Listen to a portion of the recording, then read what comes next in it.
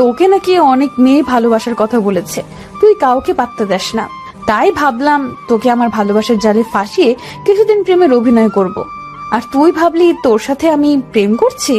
তুমি আমার সাথে এরকম করতে পারলে? তোমাকে আমার মন থেকে ভালোবেসেছি, কিন্তু তুমি আমার সাথে প্রতারণা করলে।